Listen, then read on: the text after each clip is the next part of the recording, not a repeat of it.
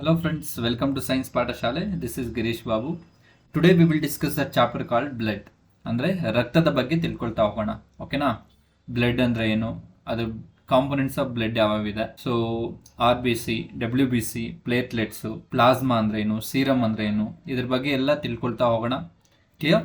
S, let's get into the subject. ಇಲ್ಲಿ ನೋಡಿ, ಫಸ್ಟ್ಗೆ ರಕ್ತ, ಬ್ಲಡ್. ಈ ಒಂದು ರಕ್ತ ಅನ್ನೋದು ಎಲ್ಲಾ ಜೀವಿಗಳಿಗೂ ಒಂದು ಬೇಕಾಗಿರುವ ಒಂದು ಮುಖ್ಯ ಅಂಶವಾಗಿರುತ್ತೆ. Blood is a fluid connective tissue ಆಗಿರುತ್ತೆ. ಇದು ದ್ರವ ಸಂಯೋಜಕ ಅಂಗಾಂಶ ಅಂತ ಕರಿತೀವಿ. ನಾವು ಒಂದು ಅಂಗಾಂಶಗಳು ಟಿಶ್ಯೂಸ್ ತಿಳ್ಕೊಂಡೋವಾಗ ಇದನ್ನ ಡಿಸ್ಕಸ್ ಮಾಡಿದ್ವಿ, ಬಟ್ ಅಷ್ಟೊಂದು ಡಿಸ್ಕಸ್ ಮಾಡಿಲ್ಲ. ಬಿಕಾಸ್ ಇಲ್ಲಿ ಡಿಸ್ಕಸ್ ಮಾಡ್ತೀವಿ ಅಂತ ಹೇಳ್ಬಿಟ್ಟು ಅಲ್ಲಿ ಅಷ್ಟೊಂದು ಡಿಸ್ಕಸ್ ಮಾಡಿಲ್ಲ. ಬೇರೆ ಎಲ್ಲ ಅಂಗಾಂಶಗಳ ಬಗ್ಗೆ ನಾವು ಡಿಸ್ಕಸ್ ಮಾಡಿದ್ವಿ, ಹೌದಲ್ವಾ? So today will discuss this ದ್ರವ ಸಂಯೋಜಕ ಅಂಗಾಂಶ ಅಥವಾ ಫ್ಲೂಯಿಡ್ ಕನೆಕ್ಟಿವ್ ಟಿಶ್ಯೂ ಅಂತ ಕರಿತೀವಿ. ಏನು? ಫ್ಲೂಯಿಡ್ ಕನೆಕ್ಟಿವ್ ಟಿಶ್ಯೂ, ದ್ರವ ಸಂಯೋಜಕ ಅಂಗಾಂಶ. ರಕ್ತವು ಜೀವನದ ಪ್ರಮುಖ ಅಂಗಾಂಶಗಳಲ್ಲಿ ಒಂದಾಗಿದೆ. ಸೊ ಇದರಲ್ಲಿ ಏನೇನಿರುತ್ತೆ? ಪ್ಲಾಸ್ಮಾ, ರಕ್ತ ಕಣಗಳು, WBC, RBC ಮತ್ತೆ ಪ್ಲೇಟ್ಲೆಟ್ಸ್ ಇರುತ್ತೆ. ಕ್ಲಿಯರ್? ಅರ್ಥ ಆಯ್ತಲ್ವಾ? ಸೊ ಒಂದೊಂದಾಗಿ ಡಿಸ್ಕಸ್ ಮಾಡ್ತಾ ಹೋಗೋಣ ಈಗ. ಎಸ್, ನೋಡಿ, ಫಸ್ಟ್ಗೆ ಒಂದು ರಕ್ತ ಅಂದ್ರೆ ಲೈಫ್ ಸೈಕಲ್ ನ ನೋಡೋಣ. ರಕ್ತದ ಒಂದು ಸೈಕಲ್. ಸೊ ಎಲ್ಲಿ ಹುಟ್ಟುತ್ತೆ, ಎಲ್ಲಿ ಸಾಯುತ್ತೆ ಅಂತ ಎಲ್ಲ ನಮ್ಗೆ ಗೊತ್ತಿರ್ಬೇಕು ಫಸ್ಟ್. ಸೊ ಇದು ಬೇಸಿಕ್ಸ್ ನಾವು ತಿಳ್ಕೊಬೇಕು. ಸೊ ಎಲ್ಲಿ ಹುಟ್ಟುತ್ತೆ ಏನು ಅಂತ ಹೇಳ್ಬಿಟ್ಟು, ಹೌದಲ್ವಾ? ರಕ್ತ ಅಂದ್ರೆ ಏನೊಂದು, ಇದೊಂದು ದ್ರವ ರೂಪ ಸಂಯೋಜಕ ಅಂಗಾಂಶ. ರಕ್ತ ದ್ರವ ಸಂಯೋಜಕ ಅಂಗಾಂಶ, ಫ್ಲೂಯಿಡ್ ಕನೆಕ್ಟಿವ್ ಟಿಶ್ಯೂ ಅಂತ ಕರಿತೀವಿ. ಓಕೆ, ನೋಡಿಲಿ, ಫಸ್ಟ್ಗೆ ರಕ್ತ ಎಲ್ಲಿ ಹುಟ್ಟುತ್ತೆ ಅಂದ್ರೆ ಫಸ್ಟ್ ಬೋನ್ ಮ್ಯಾರೋದಲ್ಲಿ ಹುಟ್ಟುತ್ತೆ. ಎಲ್ಲಿ? ಬೋನ್ ಮ್ಯಾರೋ, ಮೂಳೆಯ ಅಸ್ಥಿಮಜ್ಜು ಅಂತ ಕರಿತೀವಿ. ಮೂಳೆಯ ಅಸ್ಥಿಮಜ್ಜು.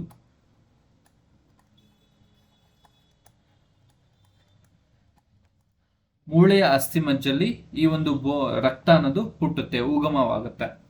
ಓಕೆನಾ? ಸೊ ಈ ಒಂದು ಮೂಳೆಯ ಒಂದು ಅಸ್ಥಿಮಜ್ಜೆಯಲ್ಲಿ ಹುಟ್ಬಿಟ್ಟು ಏನಾಗುತ್ತೆ ಅಂದ್ರೆ stem cell differentiate into RBC, WBC and platelets. So ಕೆಂಪು ರಕ್ತ ಕಣಗಳು, ಬಿಳಿ ರಕ್ತ ಕಣಗಳು ಮತ್ತೆ ಪ್ಲೇಟ್ಲೆಟ್ಸ್ ಅಂತ ಒಂದು ಡಿವೈಡ್ ಆಗ್ತಾ ಹೋಗುತ್ತೆ, ಅದರಲ್ಲಿ ಸಪ್ರೇಟ್ ಆಗ್ತಾ ಹೋಗುತ್ತೆ. ನೋಡಿ, ಇಲ್ಲಿ ಕೆಂಪು ರಕ್ತ ಕಣ, ಬಿಳಿ ರಕ್ತ ಕಣ ಮತ್ತೆ ಪ್ಲೇಟ್ಲೆಟ್ಸ್ ಅಂತ ಡಿವೈಡ್ ಆಗುತ್ತೆ. ನೆಕ್ಸ್ಟ್ ಈ ತರ ಡಿವೈಡ್ ಆಗ್ಬಿಟ್ಟು ಅದರ ಫಂಕ್ಷನ್ಸ್ ಅದು ಮಾಡ್ತಾ ಹೋಗುತ್ತೆ.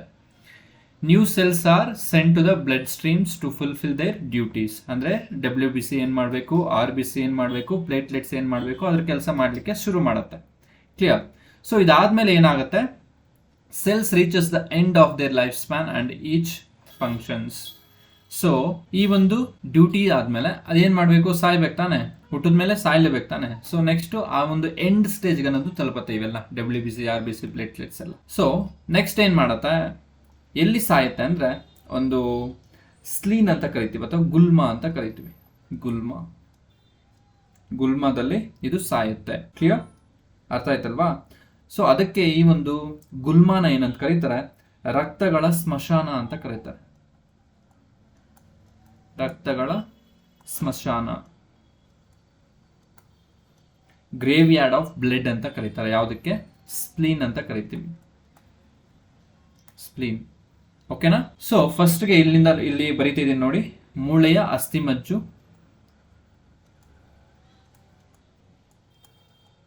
ಅಸ್ಥಿಮಜ್ಜುವಲ್ಲಿ ಬೋನ್ ಮ್ಯಾರೋ ಹುಟ್ಟುತ್ತೆ. ನೆಕ್ಸ್ಟ್ ಇಲ್ಲಿಂದ ಏನ್ ಮಾಡುತ್ತೆ, ಹೃದಯ ಪಂಪ್ ಮಾಡುತ್ತೆ, ಹಾರ್ಟ್ ಪಂಪ್ ಮಾಡುತ್ತೆ. ಸೊ ನೆಕ್ಸ್ಟ್ ಏನ್ ಮಾಡುತ್ತೆ, ಗುಲ್ಮಾದಲ್ಲಿ ಬರುತ್ತೆ, ಗುಲ್ಮಾದಲ್ಲಿ ಸಾಯುತ್ತೆ. ಇದಾದ್ಮೇಲೆ ಏನಾಗುತ್ತೆ, ಯಕೃತ್ ಅಥವಾ ಲಿವರ್ ಅಂತ ಏನ್ ಕರಿತೇವಲ್ವಾ, ಈ ಒಂದು ಲಿವರ್ ಏನ್ ಮಾಡುತ್ತೆ, ಈ ಒಂದು ಕೆಮಿಕಲ್ಸ್ ನ ಬಿಟ್ಟು ಆ ಒಂದು ಸತ್ತೋಗಿರೋ ಒಂದು ಬ್ಲಡ್ ಸೆಲ್ಸ್ ನ ಏನ್ ಮಾಡುತ್ತೆ, ಕೊಳೆಯುವಂತೆ ಮಾಡುತ್ತೆ. ಯಾವುದು? ಈ ಒಂದು ಯಕೃತ್. ಕೆಮಿಕಲ್ಸ್ ನ ಬಿಟ್ಟು ಒಂದು ಬ್ಲಡ್ ಸೆಲ್ಸ್ ನ ಕೊಳೆಯುವಂತೆ ಮಾಡೋದು ಯಾವುದು? ಯಕೃತ್. ನೆಕ್ಸ್ಟ್ ಏನ್ ಮಾಡುತ್ತೆ, ಮೂತ್ರಪಿಂಡ, ಕಿಡ್ನಿ ಅಂತ ಕರಿತೀವಿ. ಮೂತ್ರಪಿಂಡ ಅಥವಾ ಕಿಡ್ನಿ ಏನ್ ಮಾಡುತ್ತೆ,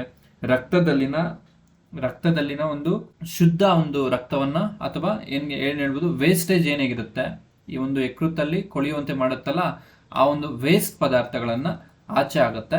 ಏನು ಉಪಯುಕ್ತ ಇದೆಯೋ ಅದು ಮಾತ್ರ ಒಂದು ಮತ್ತೆ ವಾಪಸ್ ಕಳಿಸುತ್ತೆ. ಕ್ಲಿಯರ್? ಸೊ ಸ್ವಚ್ಛವಾಗಿರೋ ಒಂದು ಬ್ಲಡ್ ನ ಮತ್ತೆ ವಾಪಸ್ ಕಳಿಸುತ್ತೆ. ವೇಸ್ಟ್ ಮೆಟೀರಿಯಲ್ಸ್ ಏನಿರುತ್ತೆ ಇದರಲ್ಲಿ ಅದನ್ನ ರಿಮೂವ್ ಮಾಡುತ್ತೆ. ಯಾವುದು? ಮೂತ್ರಪಿಂಡ ಅಥವಾ ಕಿಡ್ನೀಸ್ ಅಂತ ಕರಿತೀವಿ. ಕ್ಲಿಯರ್? ಅರ್ಥ ಆಯ್ತಲ್ವಾ? ಸೊ ಫಸ್ಟ್ ನೋಡಿ, ಇಲ್ಲಿ ಮೂಳೆ, ಅಸ್ಥಿಮಜ್ಜು, ಅದರಿಂದ ಎಲ್ಲೋಗುತ್ತೆ, ಹೃದಯಕ್ಕೆ ಹೋಗುತ್ತೆ, ಡಿಫ್ರೆನ್ಶಿಯೇಟ್ ಆಗುತ್ತೆ RBC WBC ಅಂಡ್ ಪ್ಲೇಟ್ಲೆಟ್ಸ್.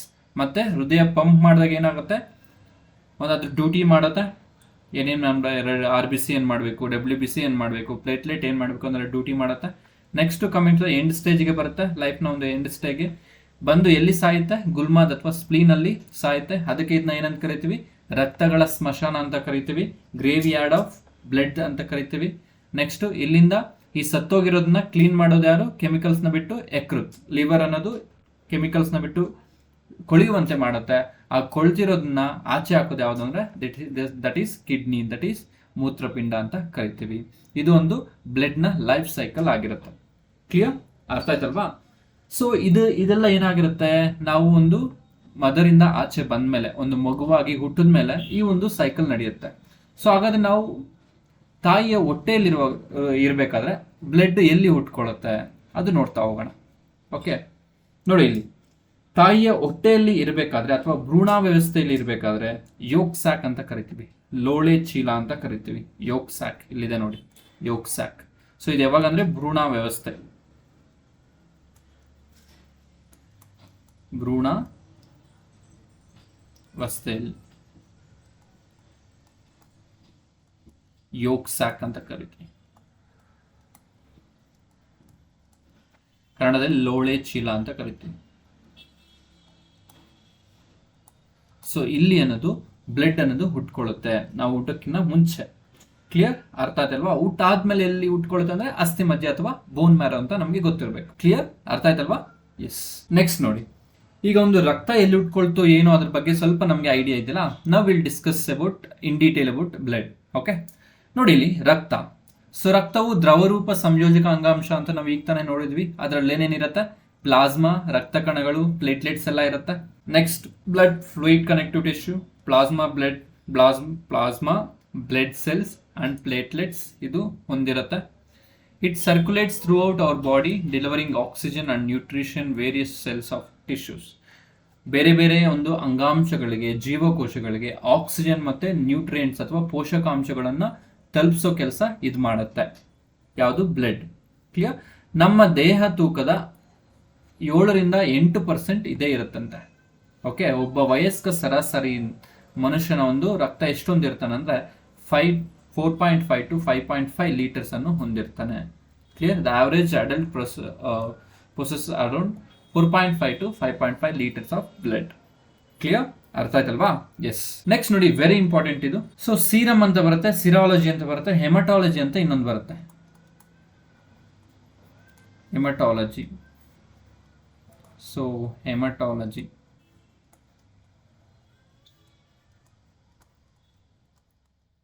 ನೋಡಿ, ಏನು ಹೆಮಟಾಲಜಿ ಅಂದ್ರೆ, ಹೆಮಟಾಲಜಿನು ಬ್ಲಡ್ ರಿಲೇಟೆಡ್ ಇದೆ, ಸಿರಾಲಜಿ ಕೂಡ ಬ್ಲಡ್ ರಿಲೇಟೆಡ್ ಇದೆ. ಬಟ್ ಯಾವ ತರ ಇದೆ ಅಂತ ನಮಗೆ ಕರೆಕ್ಟ್ ಆಗಿ ತಿಳ್ಕೊಬೇಕು. ನೋಡಿ, ಇಲ್ಲಿ ಹೆಮಟಾಲಜಿ ಅಂದ್ರೆ ರಕ್ತದ ಬಗ್ಗೆ ಅಧ್ಯಯನ, ರಕ್ತ ಮತ್ತು ರಕ್ತದ ಬಗ್ಗೆ ಅಧ್ಯಯನ ಮಾಡೋದಕ್ಕೆ ಹೆಮಟಾಲಜಿ ಅಂತ ಕರೀತಾರೆ. ಕ್ಲಿಯರ್? ಹಾಗಾದ್ರೆ ಸಿರಾಲಜಿ ಅಂದ್ರೆ ಏನು? ಸೊ ಸಿರಾಲಜಿ ಅಂತ ಕರಿತೀವಿ. Serology, the scientific study of serum. ಒಂದು ಸೀರಮ್ನ ಬಗ್ಗೆ ಅಧ್ಯಯನ ಮಾಡುವ ಶಾಸ್ತ್ರಕ್ಕೆ ಸಿರಾಲಜಿ ಅಂತ ಕರೀತಾರೆ. ಸೀರಮ್ ಬಗ್ಗೆ ಅಧ್ಯಯನ. ಇದು ತುಂಬಾ ಸರಿ ಕ್ವಶನ್ ಕೇಳಿದ್ದಾರೆ. ಸಿರಾಲಜಿ ಅಂದ್ರೆ ಏನು? ಸೀರಮ್ನ ಬಗ್ಗೆ ಅಧ್ಯಯನ ಮಾಡುವ ಶಾಸ್ತ್ರಕ್ಕೆ ಸಿರಾಲಜಿ ಅಂತ ಕರೀತಾರೆ. ರಕ್ತದ ಬಗ್ಗೆ ಅಧ್ಯಯನ ಮಾಡುವ ಶಾಸ್ತ್ರಕ್ಕೆ ಹೆಮಟಾಲಜಿ ಅಂತ ಕರೀತಾರೆ. ನೆನ್ಪಿಡ್ಬೇಕು. ಹಾಗಾದ್ರೆ ಒಂದು ಸೀರಮ್ ಅಂದ್ರೆ ಏನು? ಸೀರಮ್ ಬಗ್ಗೆ ಅಧ್ಯಯನ ಮಾಡುವ ಶಾಸ್ತ್ರಕ್ಕೆ ಸಿರಾಲಜಿ ಅಂತ ಕರೀತಾರೆ. Then what you mean by serum? ನೋಡಿ ಇಲ್ಲಿ, it is a clear liquid that can be separated from blood clot. ಒಂದು ಬ್ಲಡ್ ಅಲ್ಲಿ ಏನಿರುತ್ತೆ, ಆ ಬ್ಲಡ್ ಅಲ್ಲಿರೋ ಒಂದು ಬ್ಲಡ್ ಕ್ಲಾಟ್ಸ್ ನಾವು ಸಪರೇಟ್ ಮಾಡಿಬಿಟ್ರೆ ಮಿಕ್ಕ ನಮ್ಗೆ ಏನ್ ಸಿಗತ್ತಲ್ವಾ, ಅದೇ ಸೀರಮ್ ಅಂತ ಕರಿತೀವಿ. ನೋಡಿ ಇಲ್ಲಿ, ಬ್ಲಡ್ ಅನ್ನೋದು ಏನೇನಿಂದ ಮಾಡಲ್ಪಟ್ಟಿದೆ? Plasma, WBC, platelets, RBC. ಇಲ್ಲಿ ತನಕ ಇಲ್ಲಿರೋದು RBC ಇದೆ. ಸೊ ಇಷ್ಟು ಮಾತ್ರ WBC ಮತ್ತೆ ಪ್ಲೇಟ್ಲೆಟ್ಸ್ ಇದೆ. ಮಿಕ್ಕಿರೋ ಒಂದು ಲಿಕ್ವಿಡ್ ಪಾರ್ಟ್ ಇದೆಯಲ್ಲ, ಅದಕ್ಕೆ ನಾವು ಪ್ಲಾಸ್ಮಾ ಅಂತ ಕರಿತೀವಿ. ಏನು? ಪ್ಲಾಸ್ಮಾ ಅಂತ ಕರಿತೀವಿ. ಆ ಪ್ಲಾಸ್ಮಾನ್ ಮಾತ್ರ ಇಲ್ಲಿ ತಗೊಂಡಿದ್ದೀವಿ. ಇಲ್ಲಿ ನೋಡಿ, ಈ ಡಯಾಗ್ರಾಮ್ ನೋಡಿ, ಇದು ಪ್ಲಾಸ್ಮಾ ತಗೊಂಡಿದ್ದೀವಿ. ಈ ಒಂದು ಪ್ಲಾಸ್ಮಾದಲ್ಲಿರೋ ಒಂದು ಹೆಪ್ಪು ಕಾರಕಗಳು ಅಂತ ಕರಿತೀವಿ.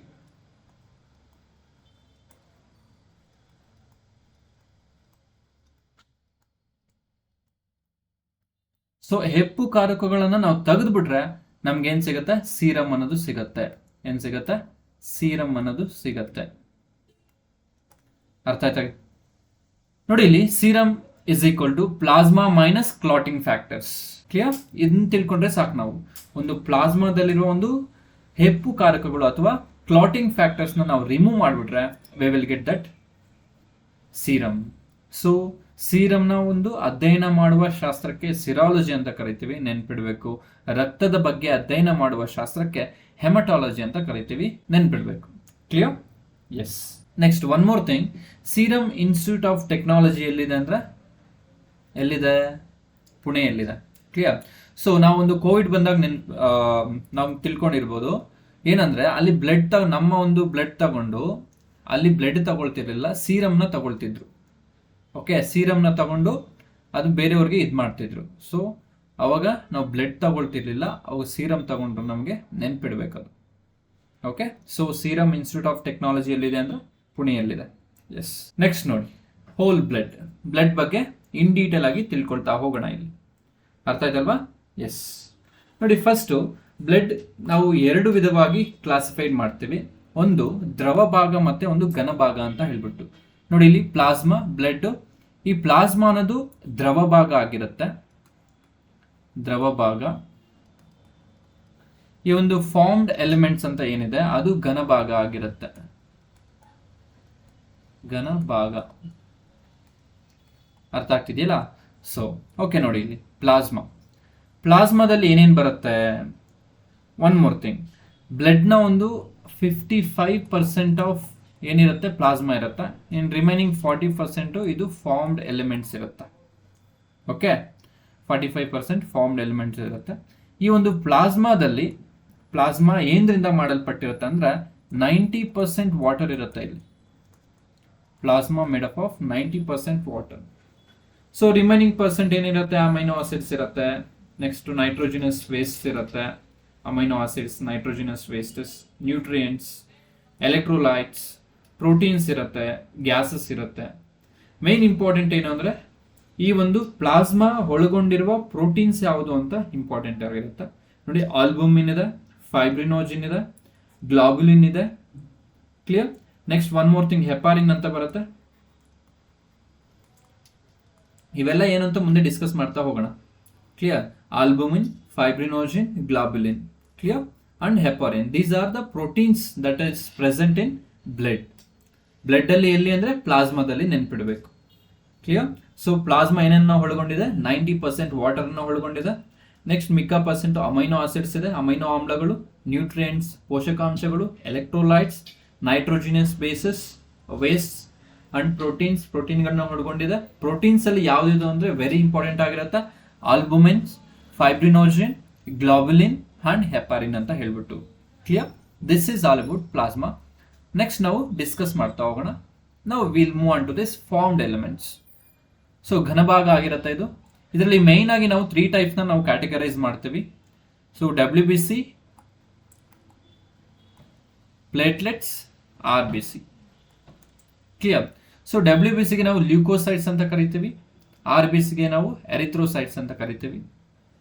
ಸೊ ಬಿಳಿ ರಕ್ತ ಕಣಗಳು, ಕೆಂಪು ರಕ್ತ ಕಣಗಳು, ಕಿರುತಟ್ಟೆಗಳು ಅಂತ ಕರಿತೀವಿ. ಏನು? ಕಿರುತಟ್ಟೆಗಳು.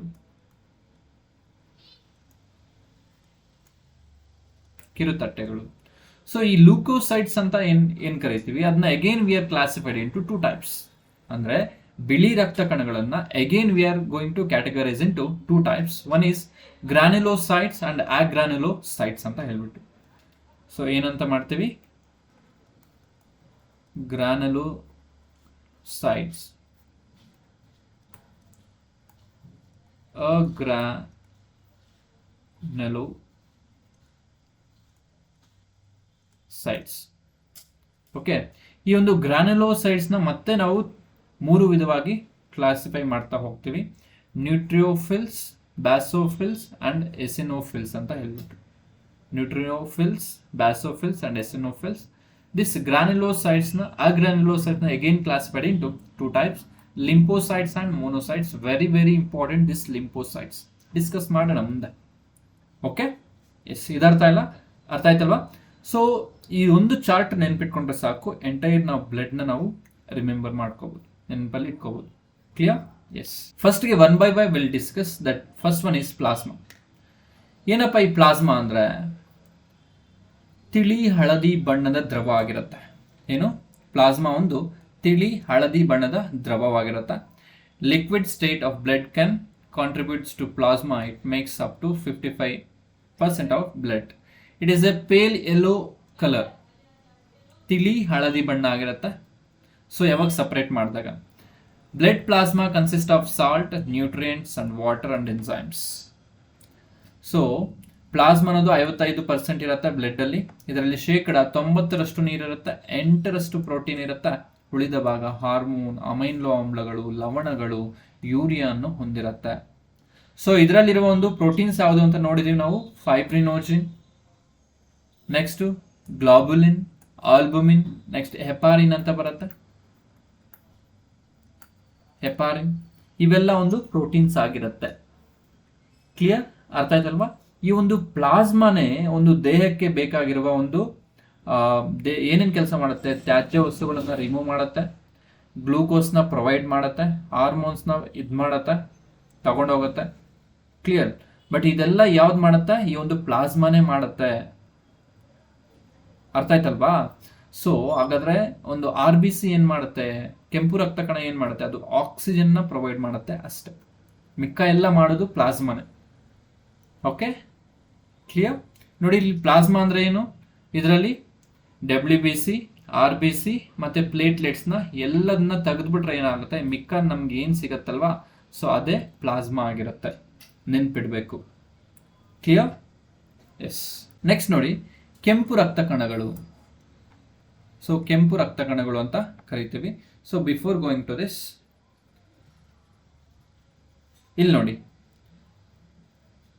ರಕ್ತದಲ್ಲಿರುವ ಒಂದು ಪ್ರೋಟೀನ್ಗಳು ಯಾವುವು ಅಂದ್ರೆ ಫೈಬ್ರಿನೋಜಿನ್, ಗ್ಲೋಬುಲಿನ್, ಆಲ್ಬುಮಿನ್, ಹೆಪಾರಿನ್, ಇನ್ನೊಂದು ಬರುತ್ತೆ ಪ್ರೋಥ್ರಾಂಬಿನ್ ಅಂತ ಬರುತ್ತೆ.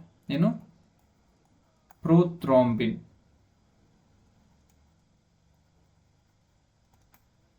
ಸೊ ಏನ್ ಮಾಡುತ್ತೆ? ಫೈಬ್ರಿನೋಜಿನ್ ರಕ್ತ ಹೆಪ್ಪುಗಟ್ಟಲಿಕ್ಕೆ ಸಹಾಯ ಮಾಡುತ್ತೆ. ರಕ್ತ ಹೆಪ್ಪುಗಟ್ಟಲು ಸಹಾಯ. ಸೊ ಪ್ರೋಥ್ರಾಂಬಿನ್ ಏನ್ ಮಾಡುತ್ತೆ? ಫೈಬ್ರಿನೋಜಿನ್ ನ ಪ್ರೇರೇಪಣೆ ಮಾಡುತ್ತೆ. ಕ್ಲಿಯರ್? ಅಥವಾ ಫೈಬ್ರಿನೋಜಿನ್ ನ ಪ್ರಚೋದನೆ ಮಾಡುತ್ತೆ. ಯಾವುದು? ಪ್ರೋಥ್ರಾಂಬಿನ್. ನೆಕ್ಸ್ಟ್ ಆಲ್ಬುಮಿನ್ ಏನ್ ಮಾಡುತ್ತೆ? What is the use of this albumin protein? ಇದು ನೀರಿನ ಪ್ರಮಾಣವನ್ನ ಮೇಂಟೈನ್ ಮಾಡುತ್ತೆ, ನಿಯಂತ್ರಣ ಮಾಡುತ್ತೆ. ನೀರಿನ ಪ್ರಮಾಣ ನಿಯಂತ್ರಣ ಮಾಡುತ್ತೆ. ಓಕೆ, ನೆಕ್ಸ್ಟ್ ಈ ಗ್ಲೋಬುಲಿನ್ ಏನ್ ಮಾಡುತ್ತೆ? ಗ್ಲೋಬುಲಿನ್ ಏನ್ ಮಾಡುತ್ತೆ ಅಂದ್ರೆ ಪ್ರಾಥಮಿಕ ರೋಗ ನಿರೋಧಕ ಶಕ್ತಿಯಾಗಿ ಆಕ್ಟ್ ಆಗುತ್ತೆ. ಪ್ರಾಥಮಿಕ ರೋಗ ನಿರೋಧಕ ಶಕ್ತಿಯಾಗಿ ಆಕ್ಟ್ ಮಾಡುತ್ತೆ. ಯಾವುದು? ಗ್ಲೋಬುಲಿನ್. ನೆಕ್ಸ್ಟ್ ಹೆಪಾರಿನ್ ಅಂತ ಒಂದು ಹೇಳಿದ್ನಲ್ಲ, ಹೆಪಾರಿನ್. ಹೆಪಾರಿನ್ ಹೆಪಾರಿನ್ ಏನ್ ಮಾಡತ್ತಂದ್ರೆ ಈ ಒಂದು ರಕ್ತ ಹೆಪ್ಪುಗಟ್ಟುವುದನ್ನು ನಿರೋಧಿಸುತ್ತೆ.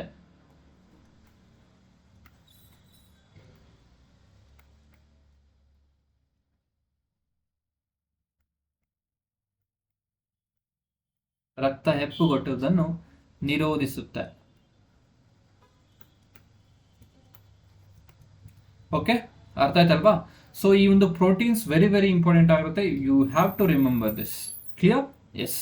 Next coming to this red blood cells, that is RBC ಅಂತ ಕರಿತೀವಿ, not RCB. Okay, fine. So these we are called as erythrocytes ಅಂತ ಕೂಡ ಕರಿತೀವಿ. ಎರಿಥ್ರೋ ಮೀನ್ಸ್ ರೆಡ್ ಅಂತ ಹೇಳ್ಬಿಟ್ಟು ಎರಿಥ್ರೋಸೈಟ್ಸ್ ಅಂತ ಕರಿತೀವಿ. ಕೆಂಪು ರಕ್ತ ಕಣಗಳು ದುಂಡುಗೆ ತಟ್ಟೆ ಆಕಾರದಲ್ಲಿರುತ್ತೆ. ಅಂದ್ರೆ ಬೈಕಾನ್ಕೇವ್ ಸೆಲ್ಸ್ ಅಂತ ಕರಿತೀವಿ. ನಮಗೆ ಲೈಟ್ ಚಾಪ್ಟರ್ ಅಲ್ಲಿ ತಿಳ್ಕೊಂಡಿದೀವಿ ಲೆನ್ಸಸ್ ಹೆಂಗಿರುತ್ತೆ, ಬೈಕಾನ್ಕೇವ್ ಅಂದ್ರೆ ಹಿಂಗಿರುತ್ತೆ. ಓಕೆನಾ? ಸೊ ಇದನ್ನ ದ್ವಿಪೀನ ಅಂತ ಕರಿತೀವಿ. ದ್ವಿಪೀನ ತಟ್ಟೆಯ ಆಕಾರದಲ್ಲಿರುತ್ತೆ ಅಥವಾ ದ್ವಿಪೀನ ಮಸೂರ ತರ ಇರುತ್ತೆ. ಇದು ಯಾವುದು? ಈ ಒಂದು RBC. ಇಲ್ಲಿ ನೋಡಿ, ಈ ತರ ಇದೆ, ಇಲ್ಲಿ ಹಿಂಗಿದೆ, ಇಲ್ಲಿ ಹಳ್ಳ ಇದೆ. ಕ್ಲಿಯರ್? ಸೊ ನೆಕ್ಸ್ಟ್, ಆರೋಗ್ಯವಂತ ಮನುಷ್ಯನಲ್ಲಿ ಪರ್ ಮೈಕ್ರೋ ಲೀಟರ್ ರಕ್ತದಲ್ಲಿ ಸುಮಾರು 5.4 ಮಿಲಿ ಲೀಟರ್ನಷ್ಟು ಕೆಂಪು ರಕ್ತ ಕಣಗಳಿರಬೇಕಂತೆ. So it is also known as erythrocytes. RBC contains iron rich protein called hemoglobin. So RBC ಒಳಗೊಂಡಿರುವ ಪ್ರೋಟೀನ್ ಯಾವುದು ಅಂತ ಕೇಳ್ತಾರೆ, ದಟ್ ಇಸ್ ಹಿಮೋಗ್ಲೋಬಿನ್ ಆಗಿರುತ್ತೆ. ಕ್ಲಿಯರ್? ಸೊ ಈ ಒಂದು ಹಿಮೋಗ್ಲೋಬಿನ್ ಹೊಂದಿರುವ ಒಂದು ಎಲಿಮೆಂಟ್ ಯಾವುದು, ಧಾತು ಯಾವುದು ಅಂತ ಕ್ವಶನ್ ಕೇಳ್ತಾರೆ, ದಟ್ ಈಸ್ ಐರನ್ ಆಗಿರುತ್ತೆ. ಕ್ಲಿಯರ್? ಐರನ್ ರಿಚ್ ಪ್ರೋಟೀನ್ ಆಗಿರುತ್ತೆ haemoglobin. Blood cells produces in bone marrow. ಇವು ಬೋನ್ ಮ್ಯಾರೋ ಅಥವಾ ಅಸ್ಥಿ ಮಜ್ಜೆಯಲ್ಲಿ ಉತ್ಪತ್ತಿ ಆಗುತ್ತೆ ಅಥವಾ ಹುಟ್ಕೊಳ್ಳುತ್ತೆ. Their main functions of transport oxygen from various tissues and organs. ಇದೇನ್ ಮಾಡುತ್ತೆ? ಒಂದು ಅಂಗಾಂಶದಿಂದ ಮತ್ತೊಂದು ಅಂಗಾಂಶಕ್ಕೆ ಅಥವಾ ಒಂದು ಜೀವಕೋಶದಿಂದ ಮತ್ತೊಂದು ಜೀವಕೋಶಕ್ಕೆ ಆಕ್ಸಿಜನ್ ಆಮ್ಲಜನಕವನ್ನು ರವಾನೆ ಮಾಡುತ್ತೆ. ಯಾವುದು? ದಿಸ್ ಕೆಂಪು ರಕ್ತ ಕಣಗಳು. ಇದರ ಆಯುಸ್ಸು ಎಷ್ಟಪ್ಪ ಅಂದ್ರೆ 120 ದಿನಗಳಾಗಿರುತ್ತೆ, 120 ಡೇಸ್. ಮತ್ತೆ ಇದ್ರ pH ಎಷ್ಟಿರುತ್ತೆ? 7.35 to 7.45 ಆಗಿರುತ್ತೆ ಇದರ pH ವ್ಯಾಲ್ಯೂ. ಅರ್ಥ ಆಯ್ತಲ್ವಾ? ಎಸ್. ನೆಕ್ಸ್ಟ್ ನೋಡಿ, ನಾವು ಒಂದು ಕೆಂಪು ರಕ್ತ ಕಣಗಳ ಬಗ್ಗೆ ತಿಳ್ಕೊಂಡಾಗ ಇದ್ರ ಬಗ್ಗೆ ತಿಳ್ಕೊಳ್ಳೇಬೇಕು. ಸೊ ಯಾವ್ದಪ್ಪ ಅಂದ್ರೆ ದಟ್ ಈಸ್ ಅನಿಮಿಯಾ ಅಂತ ಕರಿತೀವಿ. ಏನು? ಅನಿಮಿಯಾ. ಸೊ ಏನಪ್ಪ ಈ ಒಂದು ಅನಿಮಿಯಾ ರೋಗ ಅಂದ್ರೆ, ಒಂದು ಕೆಂಪು ರಕ್ತ ಕಣಗಳಲ್ಲಿ ಆಕ್ಸಿಜನ್ನ ಕೊರತೆ ಬಂದಾಗ ಅದಕ್ಕೆ ನಾವೇನಂತ ಕರಿತೀವಿ? ಅನಿಮಿಯಾ ಅಂತ ಕರಿತೀವಿ. ಓಕೆ? ಸೊ ಆಮ್ಲಜನಕ ಕೊರತೆ.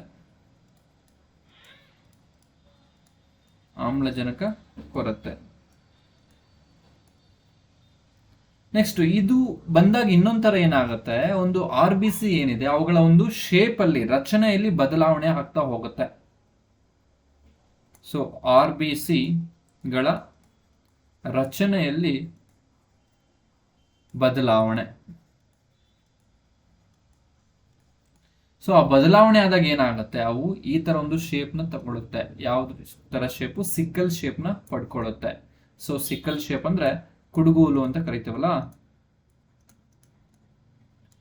ಕುಡುಗೋಲು ಶೇಪ್ ನ ತಗೊಳುತ್ತೆ.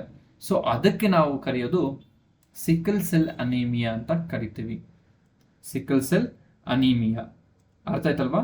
ಸೊ ಈ ಒಂದು ಸಿಕ್ಕಲ್ ಸೆಲ್ ಅನಿಮಿಯಾ ಯಾವಾಗ ಬರುತ್ತೆ ಏನು ಅಂತ ಒಂದು ಸ್ವಲ್ಪ ಇನ್ ಡೀಟೇಲ್ ಆಗಿ ತಿಳ್ಕೊಳ್ತಾ ಹೋಗೋಣ. ಯಾಕಂದ್ರೆ ಈಗ ಇನ್ನೂ ಸ್ವಲ್ಪ ಡೀಟೇಲ್ ಆಗಿ ಕ್ವಶನ್ಸ್ ಕೇಳ್ತಾರೆ. ಸೊ ನಮ್ಮ ದೇಹದಲ್ಲಿ ಎಷ್ಟು ವರ್ಣತಂತುಗಳಿರುತ್ತೆ? ಸೊ 22 ಪ್ಲಸ್ 6 ಕ್ರೋಮೋಸೋಮ್ಸ್, ಹೌದಲ್ವಾ? ಟೋಟಲ್ 23 ಜೊತೆ ಇರುತ್ತೆ. ಸೊ ಈ ಒಂದು 23 ಜೊತೆಯಲ್ಲಿ ಒಂದು 11ನೇ ಕ್ರೋಮೋಸೋಮ್ ಅಥವಾ 11ನೇ ವರ್ಣತಂತು, 11ನೇ ವರ್ಣತಂತು ಯಾವ್ದಾಗಿರುತ್ತೆ ಅಂದ್ರೆ ಗ್ಲುಟಾಮಿಕ್ ಆಸಿಡ್ ಆಗಿರುತ್ತೆ. ಗ್ಲುಟಾಮಿಕ್ ಆಸಿಡ್ ಇರುತ್ತೆ. ಆ ಒಂದು ಗ್ಲುಟಾಮಿಕ್ ಆಸಿಡ್ ಬದಲು ಏನ್ ಬರುತ್ತಂದ್ರೆ ವ್ಯಾಲಿನ್ ಏನಾದ್ರೂ ಬಂದ್ಬಿಟ್ರೆ, ವ್ಯಾಲಿನ್ ಎಂಬ ಒಂದು ಅಮೈನೋ ಆಸಿಡ್ ಬಂದ್ರೆ ಸೊ ಈ ಒಂದು ಸಿಕ್ಕಲ್ ಶೇಪ್ಗೆ ರೀಸನ್ ಆಗತ್ತೆ. ಕ್ಲಿಯರ್? ಅರ್ಥ ಆಯ್ತಲ್ವಾ? ಎಸ್. ನೋಡಿ, ಇಲ್ಲಿ ಒಂದು ಸಿಕ್ಕಲ್ ಶೇಪ್ ಯಾವಾಗ ತಗೊಳುತ್ತೆ ಈ ಒಂದು RBCs ಅಂದ್ರೆ, ನಮ್ಮಲ್ಲಿರುವ ಒಂದು 23 ಜೊತೆ ಕ್ರೋಮೋಸೋಮ್ಗಳಲ್ಲಿ 11ನೇ ಒಂದು ಕ್ರೋಮೋಸೋಮ್ ನಲ್ಲಿ ಏನಾಗುತ್ತೆ, ಗ್ಲುಟಾಮಿಕ್ ಆಸಿಡ್ ಇರುತ್ತೆ. ಆ ಒಂದು ಗ್ಲುಟಾಮಿಕ್ ಆಸಿಡ್ ಬದಲು ಏನಾದ್ರೂ ವ್ಯಾಲಿನ್ ಅಮೈನೋ ಆಮ್ಲ ಏನಾದ್ರೂ ಬಂದ್ಬಿಟ್ರೆ, ಅಲ್ಲಿ ಬಂದ್ರೆ ಈ ತರ ಒಂದು ರೋಗಕ್ಕೆ ಕಾರಣವಾಗುತ್ತೆ. ಕ್ಲಿಯರ್? ನೋಡಿ, ಇಲ್ಲಿ they are not healthy development and the cells are die early causing shortage of healthy red blood cells. Low red blood cell can block blood flow causing pain. So ನಮ್ಗೆ ಯಾವಾಗ ಆಕ್ಸಿಜನ್ ಡೆಫಿಷಿಯನ್ಸಿ ಇರುತ್ತೋ ಅವಾಗ pain ಆಗೇ ಆಗತ್ತೆ, ಹೌದಲ್ವಾ? So ಇದಕ್ಕೆ ನಾವೇನ ಕರೆಯೋದು sickle cell anaemia ಅಂತ ಕರಿತೀವಿ. ಅರ್ಥ ಆಯ್ತಲ್ವಾ? ಎಸ್. ನೆಕ್ಸ್ಟ್ ನೋಡಿ, ಬಿಳಿ ರಕ್ತ ಕಣಗಳು ಲ್ಯೂಕೋಸೈಟ್ಸ್ ಅಂತ ಕರಿತೀವಿ. ಬಿಳಿ ರಕ್ತ ಕಣಗಳು ಲ್ಯೂಕೋಸೈಟ್ಸ್ಗಳು ಅಥವಾ ವೈಟ್ ಬ್ಲಡ್ ಸೆಲ್ಸ್ ಅಂತ ಕರಿತೀವಿ, ಲ್ಯೂಕೋಸೈಟ್ಸ್ ಅಂತ ಕರಿತೀವಿ. ಲ್ಯೂಕೋಸೈಟ್ಗಳು ಬಣ್ಣರಹಿತ ರಕ್ತ ಕಣಗಳಾಗಿದ್ದಾವೆ. ಸೊ ಇವೇನಾದ್ರು leucocytes are colourless blood cells ಆಗಿರುತ್ತೆ. ಹಿಮೋಗ್ಲೋಬಿನ್ ಇಲ್ಲದ ಕಾರಣ ಅವು ಬಣ್ಣರಹಿತವಾಗಿರುತ್ತೆ. So they are colourless because it has no haemoglobin. Haemoglobin ಇರೋದಿಲ್ಲ, ಅದಕ್ಕೆ ಏನಾಗಿರುತ್ತೆ, ಇವು ಬಣ್ಣರಹಿತವಾಗಿರುತ್ತೆ. ಅರ್ಥ ಆಯ್ತಲ್ವಾ? ಸೊ ನೆಕ್ಸ್ಟ್ ನೋಡಿ, ಇವುಗಳನ್ನು ಗ್ರಾನ್ಯುಲೋಸೈಟ್ಸ್ ಮತ್ತೆ ಆಗ್ರಾನ್ಯುಲೋಸೈಟ್ಗಳು ಎಂದು ವರ್ಗೀಕರಣ ಮಾಡಿದ್ದೇವೆ. So they are categorised like granulocytes and agranulocytes ಅಂತ ಕರಿತೇವೆ. ಸೊ ಮುಖ್ಯವಾಗಿ ರೋಗ ನಿರೋಧಕ ಶಕ್ತಿ ಮತ್ತೆ ರಕ್ಷಣಾ ಕಾರ್ಯವಿಧಾನವನ್ನ ಇದು ಮಾಡುತ್ತೆ. ಯಾವುದು? ಬಿಳಿ ರಕ್ತ ಕಣಗಳು. ಮುಂದೆ ನೋಡ್ತಾ ಹೋಗೋಣ. Clear? So WBCs mainly contributes to immunity and defense mechanism. Clear? Yes. Next ನೋಡಿ, ಈ ಒಂದು ಬಿಳಿ ರಕ್ತ ಕಣಗಳ ಬಗ್ಗೆ ಇನ್ನೂ ಡೀಟೇಲ್ಸ್ ಆಗಿ ತಿಳ್ಕೊಳ್ತಾ ಹೋಗೋಣ. ಬಿಳಿ ರಕ್ತ ಕಣಗಳು ಮೂಳೆಯ ಅಸ್ಥಿಮಜ್ಜೆಯಲ್ಲಿ ಹುಟ್ಟುತ್ತೆ. ಎಸ್, ಅದು ನಮ್ಗೆ ಗೊತ್ತಿದೆ. 1 ಮಿಲಿಲೀಟರ್ ಆಫ್ ಬ್ಲಡ್ ಎಷ್ಟು ಕಣಗಳನ್ನು ಇರುತ್ತಂದ್ರೆ 700 ಕಣಗಳನ್ನು ಹೊಂದಿರುತ್ತಂತೆ ಬಿಳಿ ರಕ್ತ ಕಣಗಳು. ಇವು ದೇಹವನ್ನು ಪ್ರವೇಶಿಸುವ ರೋಗಗಳ ವಿರುದ್ಧ ಹೋರಾಡಿ ದೇಹವನ್ನು ರಕ್ಷಿಸುತ್ತವೆ. ಡಿಫೆನ್ಸ್ಗೆ, ಬಾಡಿ ಡಿಫೆನ್ಸ್ಗೆ ಹೆಲ್ಪ್ ಮಾಡುತ್ತೆ. ಬಿಳಿ ರಕ್ತ ಕಣಗಳ ಸಂಖ್ಯೆ ಪರ್ ಮೈಕ್ರೋಲೀಟರ್ ರಕ್ತದಲ್ಲಿ 11,000ಕ್ಕಿಂತ ಹೆಚ್ಚಾದಾಗ ಬ್ಲಡ್ ಕ್ಯಾನ್ಸರ್ ಬರುತ್ತೆ, ರಕ್ತದ ಕ್ಯಾನ್ಸರ್ ಬರುತ್ತೆ, ಅಥವಾ ಅದನ್ನ ಏನಂತ ಕರಿತೀವಿ, ಲ್ಯುಕೇಮಿಯಾ ಅಂತ ಕರಿತೀವಿ. ಕ್ಲಿಯರ್? ನೋಡಿ, ಇಲ್ಲಿ ಒಂದು ಬಿಳಿ ರಕ್ತ ಕಣಗಳು ಹೆಚ್ಚಾದಾಗ ಬರುವ ಒಂದು ರೋಗ ಯಾವುದು ಅಂತ ಕ್ವಶನ್ ಕೇಳ್ತಾರೆ. ಅದು ಬ್ಲಡ್ ಕ್ಯಾನ್ಸರ್ ಅಂತ ಕರಿತೀವಿ ಅಥವಾ ಲುಕೇಮಿಯಾ ಅಂತ ಕರಿತೀವಿ. ಯಾಕೆ ಇದಕ್ಕೆ ಬ್ಲಡ್ ಕ್ಯಾನ್ಸರ್ ಅಂತ ಕರಿತೀವಿ? ಸೊ ಏನು ಯಾರಿಗಾದ್ರೂ ಗೊತ್ತಿದೆಯಾ? ಎಸ್, ನೋಡಿ, ಯಾಕೆ ಬ್ಲಡ್ ಕ್ಯಾನ್ಸರ್ ಅಂತ ಕರಿತೀವಿ? ಕ್ಯಾನ್ಸರ್ ಅಂದ್ರೆ ಏನು? ಮಲ್ಟಿಪಲ್ ಸೆಲ್ ಡಿವಿಷನ್ ಆಗುತ್ತೆ. ಸೊ ಅದೇ ರೀತಿ ಒಂದು ಬ್ಲಡ್ WBCs ಹೆಚ್ಚಾದಾಗ ಏನಾಗುತ್ತೆ, ಕೌಂಟ್ ಅನ್ನೋದು ಜಾಸ್ತಿ ಆಗ್ತಾ ಹೋಗುತ್ತೆ. ಸೆಲ್ ಡಿವಿಷನ್ ಆದಾಗ ಕೂಡ, ಮಲ್ಟಿಪಲ್ ಸೆಲ್ ಡಿವಿಷನ್ ಆದಾಗ ಕೂಡ ಕೌಂಟ್ ಅನ್ನೋದು ಜಾಸ್ತಿ ಆಗ್ತಾ ಹೋಗುತ್ತೆ. That's why we are called as blood cancer. Clear? So next ನೋಡಿ, ಇವುಗಳ ಸರಾಸರಿ ಆಯುಸ್ಸು 2 ವಾರ ಅಥವಾ 14 ದಿನಗಳು ಆಗಿರುತ್ತೆ. Clear? Yes. So there are WBCs to fight against the germs. Life span of 12 to 14 days. Normal white blood cells count range is typically between 4,000 to 11,000 microliter. ಅರ್ಥ ಆಯ್ತಲ್ವಾ? Yes. Next ನೋಡಿ, ಲುಕೇಮಿಯಾ ಅಂತ ಏನು ನೋಡಿದ್ವಲ್ಲ, ರಕ್ತ ಕ್ಯಾನ್ಸರ್. ಲುಕೇಮಿಯಾ ಅಂತ ಕರಿತೀವಿ. It is an abnormal reduction of circulating white blood cells in the body blood. This could be result of various reasons such as exposure to certain chemicals or toxins. So ಇದು ಏನರಿಂದ ಬರುತ್ತೆ? ಸ್ವಲ್ಪ ಕೆಮಿಕಲ್ಸ್ಗೆ, ಒಂದು ವಿಷಕಾರ ಪದಾರ್ಥಗಳಿಗೆ ನಾವು expose ಆದಾಗ ಬರುತ್ತೆ. Cancer, chemotherapy ಮತ್ತು radiation therapy and certain ಡ್ರಗ್ಸ್ನ ಇದು ಮಾಡಿದಾಗ ಎಲ್ಲ ಬರುತ್ತೆ. So this results increases the risk of infection of there are not enough WBC to fight germs.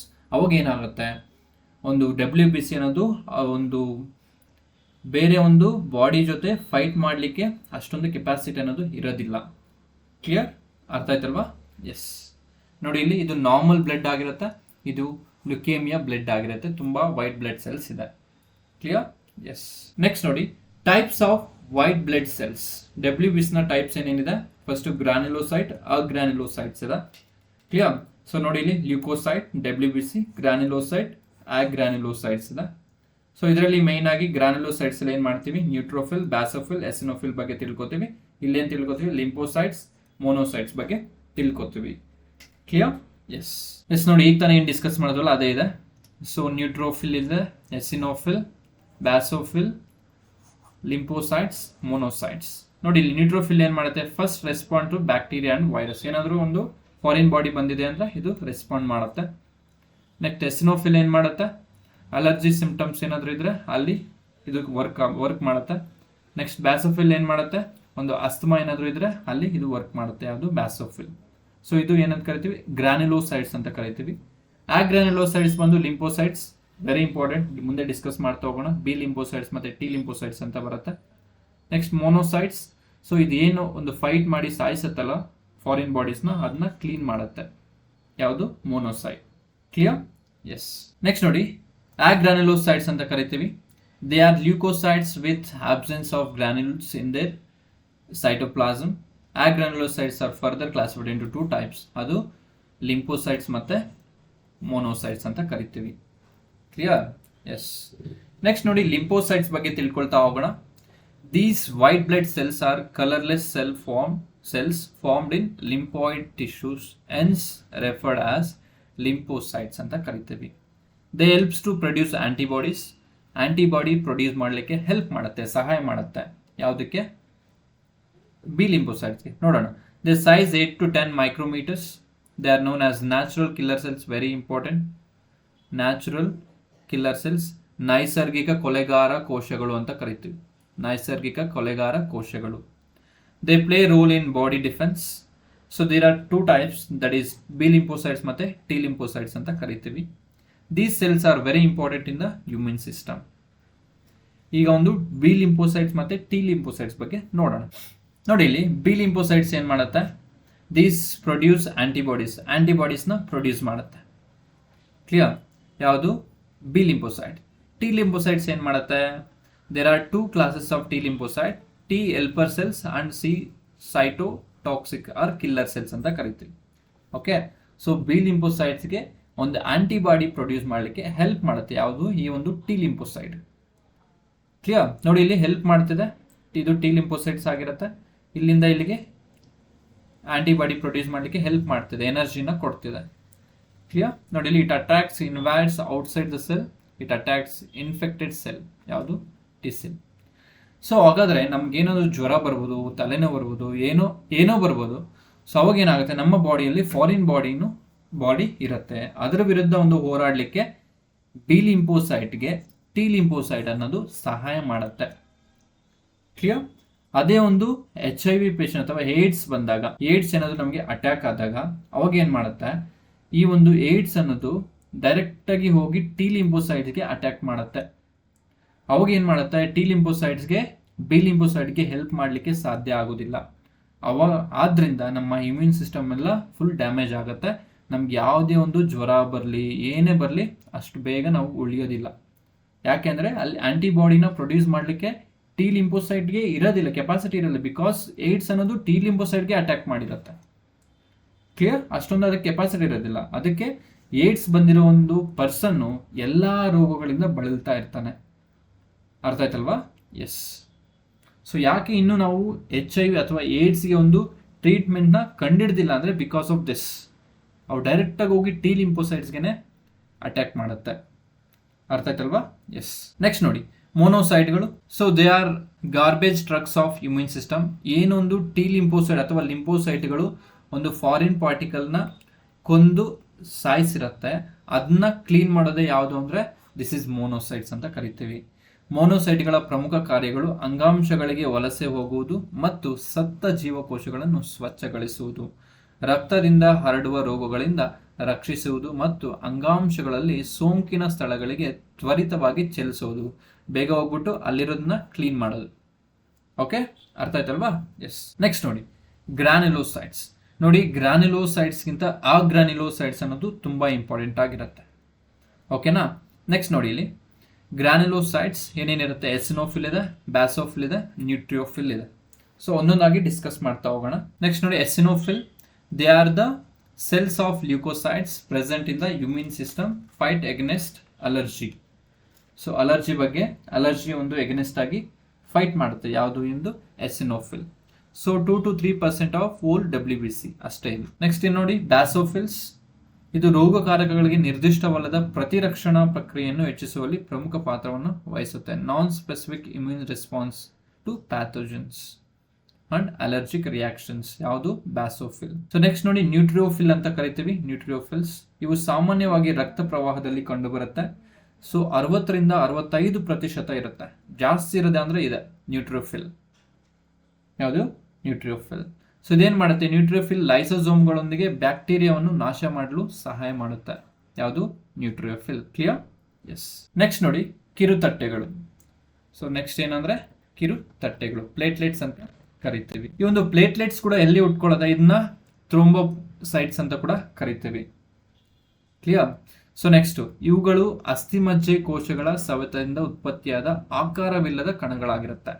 So thrombocytes are specialized blood cells produced from bone marrow ರಕ್ತದಲ್ಲಿ 2.5 to 5 lakhsದವರೆಗೆ ಇರುತ್ತೆ. Platelets come into play when there bleeding.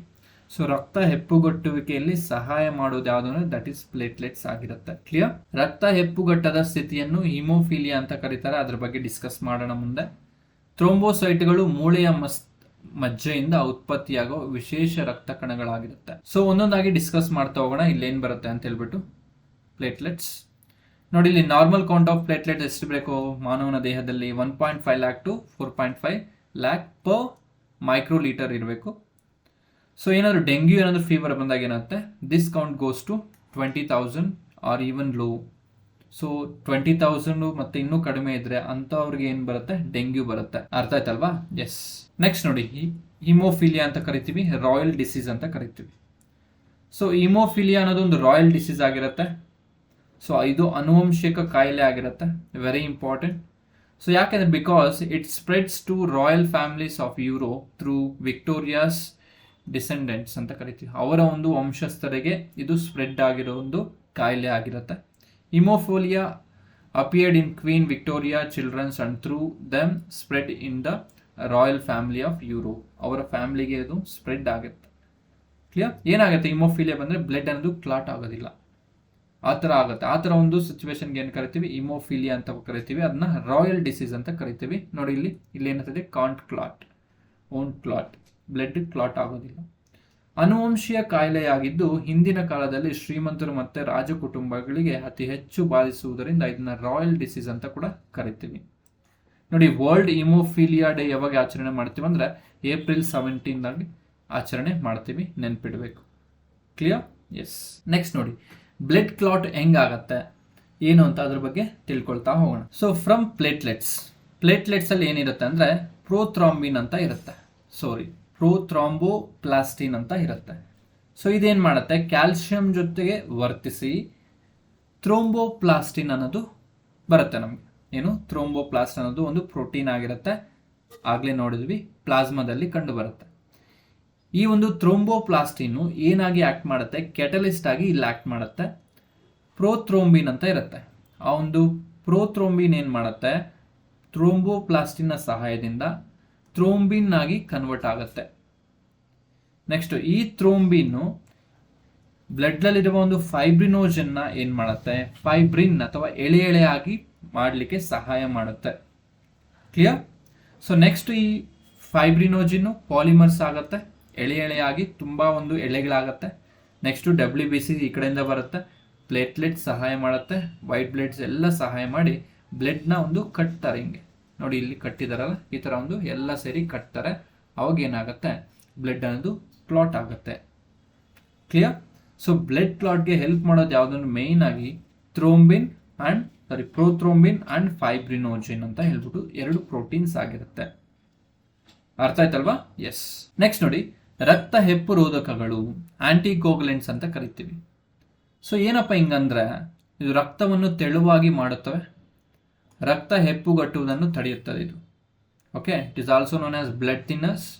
They reduce the ability of blood to clot. So ಅದರಲ್ಲಿ example ಏನು ನೋಡ್ಬೋದು ನಾವು, heparin ಅಂತ ನೋಡ್ಬೋದು. Heparin ರಕ್ತ ಹೆಪ್ಪುಗಟ್ಟೋದನ್ನು ತಡೆಯುತ್ತದೆ ಇದು. It use to decrease the clotting ability of the blood. ನಮ್ಮ ಒಂದು ಬ್ಲಡ್ಡಲ್ಲಿ, ನಮ್ಮ ಒಂದು ದೇಹದಲ್ಲಿ ಎಲ್ಲಂದ್ರೆ ಅಲ್ಲಿ ಬ್ಲಡ್ ಕ್ಲಾಟ್ ಆಗ್ಬಿಟ್ರೆ ಏನಾಗುತ್ತೆ, ಸೊ ಬ್ಲಡ್ ಅನ್ನೋದು ಫ್ಲೋನೇ ಆಗೋದಿಲ್ಲ, ಆಕ್ಸಿಜನ್ ಸಪ್ಲೈನೇ ಆಗೋದಿಲ್ಲ. ಸೊ ಅದನ್ನ ತಡೀಲಿಕ್ಕೆ ನಮ್ಮ ದೇಹದಲ್ಲಿ ಏನಿರುತ್ತೆ, ಹೆಪಾರಿನ್ ಅನ್ನೋದು ಇರುತ್ತೆ. ಕ್ಲಿಯರ್? ನೆಕ್ಸ್ಟ್ ನೋಡಿ, ಹಿರುಡಿನ್ ಅಂತ ಇದೆ. ಸೊ ಹಿರುಡಿನ್ ಅನ್ನೋದು ವೆರಿ ಇಂಪಾರ್ಟೆಂಟ್, ತುಂಬ ಸರಿ ಕ್ವಶನ್ ಕೇಳಿದ್ದಾರೆ. It is a powerful anticoagulant secreted by salivary gland of leeches ಅಂತ ಕರಿತೀವಿ. ಅಂದರೆ ಜಿಗಣಿಯ ಒಂದು ಲಾಲಾರಸದಿಂದ ಉತ್ಪತ್ತಿಯಾಗುವ ಒಂದು ಪ್ರೋಟೀನ್ ಆಗಿರುತ್ತೆ. ಯಾವುದು, ಹಿರುಡಿನ್. ಇದು ನೋಡಿ, ಈ ಥರ ಒಂದು ನೀವು ಮಳೆಗಾಲದಲ್ಲಿ ಎಲ್ಲ ಫಾಲ್ಸ್ಗೆಲ್ಲ ಹೋಗಿದ್ರೆ ಈ ಥರ ಒಂದು ಜಿಗಣಿಗಳಿರುತ್ತೆ, ಲಿಚಸ್ ಇರುತ್ತೆ.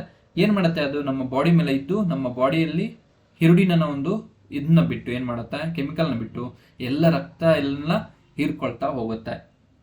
ಕ್ಲಿಯರ್? ನೆಕ್ಸ್ಟ್ ವಾರ್ಫರಿನ್ ಅಂತ ಕರಿತೀವಿ. ಇದು ಗಿಡಮೂಲಿಕೆಗಳಿಂದ ಪಡೆಯಲಾಗುವ ಒಂದು ಹೆಪ್ಪು ನಿರೋಧಕಗಳಾಗಿರುತ್ತೆ, ರಕ್ತ ಹೆಪ್ಪು ರೋಧಕಗಳಾಗಿರುತ್ತೆ. So warfarin, it is a oral anticoagulant commonly used to treat and prevent blood clots. Clear? Blood ಕ್ಲಾಟ್ನ ಒಂದು ಪ್ರಿವೆಂಟ್ ಮಾಡಲಿಕ್ಕೆ ಹೆಲ್ಪ್ ಮಾಡ್ತಾರೆ ಇದನ್ನ. Found natural in plants. So ಸಸ್ಯಗಳ ಒಂದು ಗಿಡಮೂಲಿಕೆಗಳಿಂದ ಪಡೆಯಲಾಗಿರುತ್ತೆ. ಕ್ಲಿಯರ್? ಅರ್ಥ ಆಯ್ತಲ್ವಾ? Yes dear friends, this is all about today's class. ಒಂದು ಬ್ಲಡ್ನ ಒಂದು ಪಾರ್ಟ್ ಎ ಆಗಿರುತ್ತೆ. ನೆಕ್ಸ್ಟ್ ಕ್ಲಾಸಲ್ಲಿ ನಾವೊಂದು ಬ್ಲಡ್ಡಲ್ಲಿ ಗ್ರೂಪ್ಸ್ ಬರುತ್ತೆ, ನೆಕ್ಸ್ಟ್ ಒಂದು ಬ್ಲಡ್ ಸರ್ಕ್ಯುಲೇಷನ್ ಎಲ್ಲ ಬರುತ್ತೆ. ಸೊ ಅದನ್ನೆಲ್ಲ ನೆಕ್ಸ್ಟ್ ಕ್ಲಾಸಲ್ಲಿ ಮತ್ತೆ ಡಿಸ್ಕಸ್ ಮಾಡ್ತಾ ಹೋಗೋಣ. Thank you. See in the next class.